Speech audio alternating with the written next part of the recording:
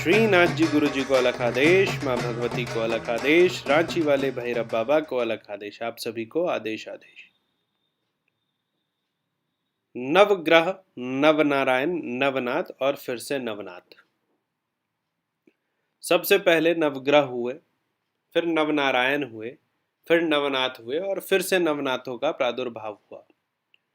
पहले ही मैंने आप लोगों को कथा बताया था कि जब भील रूप में माँ भगवती देवी पार्वती और महादेव स्वयं आए थे महाभारत काल में, तो उन्होंने भीलों को उनकी भाषा में मंत्र जपने के लिए एक वरदान दिया था, जिसको साबर मंत्र बोला गया। बहुत सारे साबर मंत्र महादेव ने खुद दिए। ऐसे साबर मंत्रों के अंत में हम ईश्वर वाचा बोलते हैं। तो जो ईश्वर वाचा मंत्र होता है वो ईश्वर द्वारा दिया गया मंत्र होता है और वो सिद्ध मंत्र होता है। उसके बाद नवनाथों का प्रादुर्भाव हुआ और इनका आना इसलिए हुआ ताकि साबर मंत्र को और ज्यादा लोगों के बीच पहुंचाया जाए और ज्यादा से ज्यादा साबर मंत्र लोगों के बीच में आए। तो भगवान दत्त ने नवनाथों को दीक्षा दी।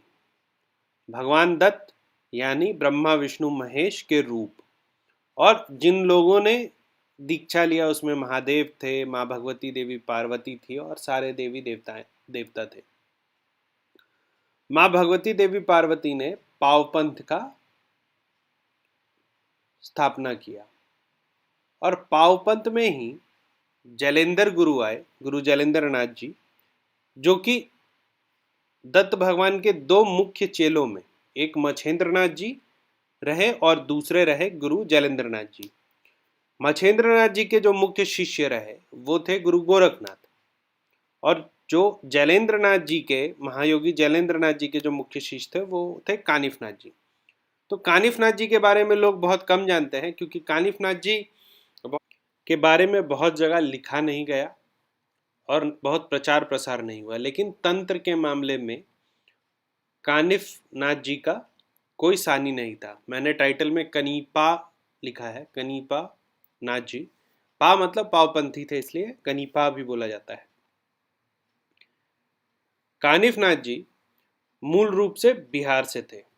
अगर मैं बिहार बोलता हूं तो इसका ये समझ लीजिए मतलब कि उस समय बिहार मतलब बिहार, झारखंड और बंगाल मिश्रित बिहार हुआ करता था। तो इनका जन्म बिहार में हुआ था और इन्होंने पूरे देश में भ्रमण किया था। इनका द्वंद्व हनुमान जी से लेकर के इनका मिलन गोरखनाथ जी से भी हुआ। ये नवनारायण जो हुए थे सबसे पहले, उसमें प्रबुद्ध नारायण के अवतार माने जाते हैं, और प्रबुद्ध नारायण के बाद जो नवनाथ हुए थे उसमें गज बेली गज कंधन नाथ, उनके अवतार माने जाते हैं कानिफनाथ जी।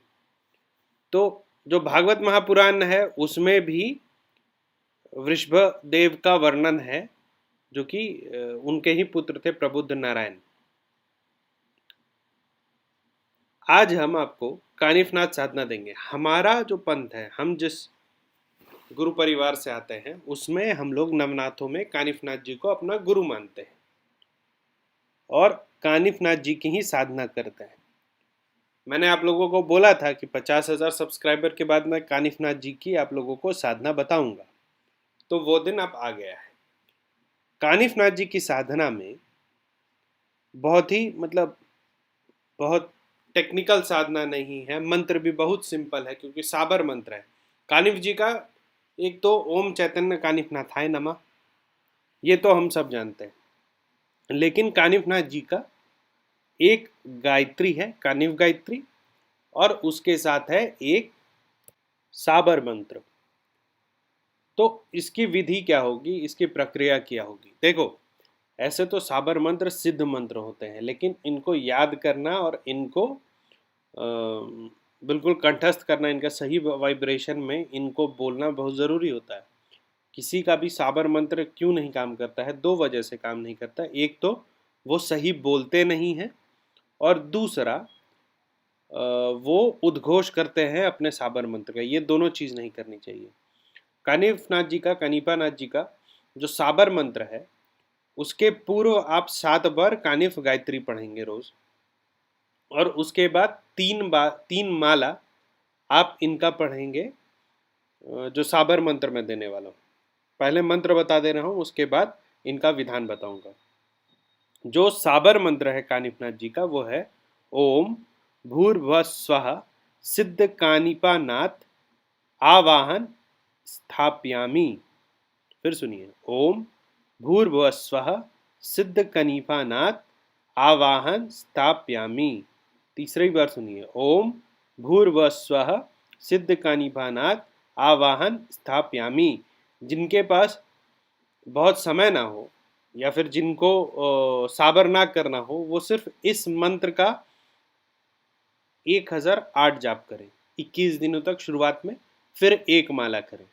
सिर्फ इस मंत्र को करने से आप दुख, दारिद्र्य और जो भी कष्ट है जीवन में, वो समाप्त हो जाएगा। ये गुरु साधना है, इसके बाद कुछ करने की जरूरत नहीं पड़ती।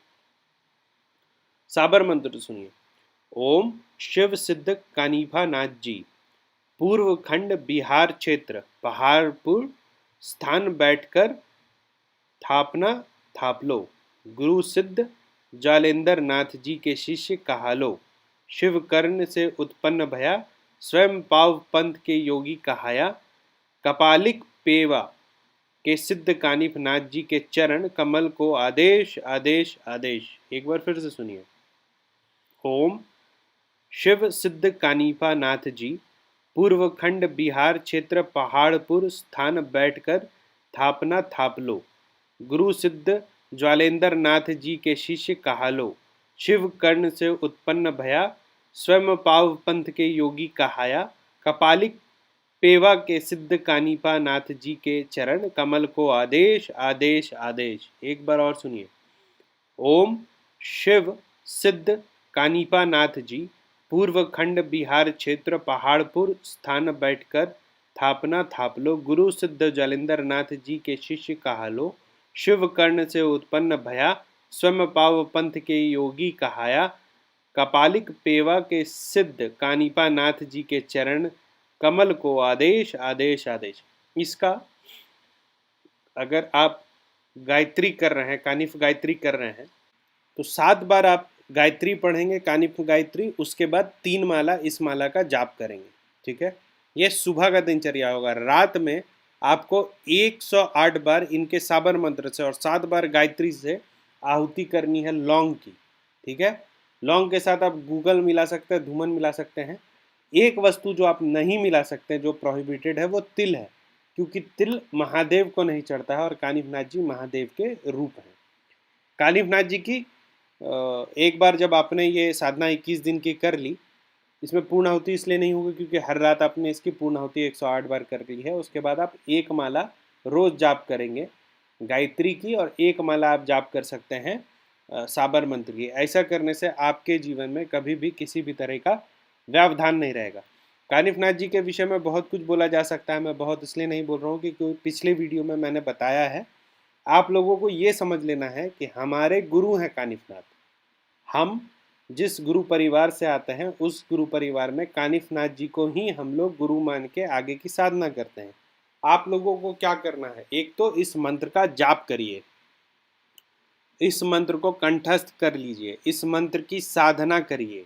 अभी जो गुरु मंत्र कर रहे हैं मेरे द्वारा दिया गया, वो गुरु मंत्र तो आप लोग करिए, लेकिन उसके साथ इस साधना को भी शुरू कर सकते हैं, या फिर गुरु मंत्र के तुरंत खत्म होने के बाद इस साधना को शुरू करिए। जो लोग जीवन में बहुत कष्ट से गुजर रहे हैं, जिनको लग रहा है कि उनके जीवन में बहुत ज़्यादा ब्लैक मैजिक हो गया या फिर कुछ भी सही नहीं चल रहा है, जो जीवन का सिंक है वो गलत हो गया है, तो वो कानिफनाथ जी की साधना आज से अविलंब शुरू करिए। ये ऐसा गुरु मंत्र है जिसको हम लोगों ने तो कई बार कुछ मतलब ट्राई किया है और हर बार हम लोगों को सफलता मिली है। आप लोग भी करिए, बहुत लाभ होगा। श्री गुरु जी की साधना करने के लिए आप लोगों को क्या क्या करना चाहिए? सबसे पहले एक पूजा स्थान बनाइए जहाँ पर आप लोग ध्यान कर पाइए।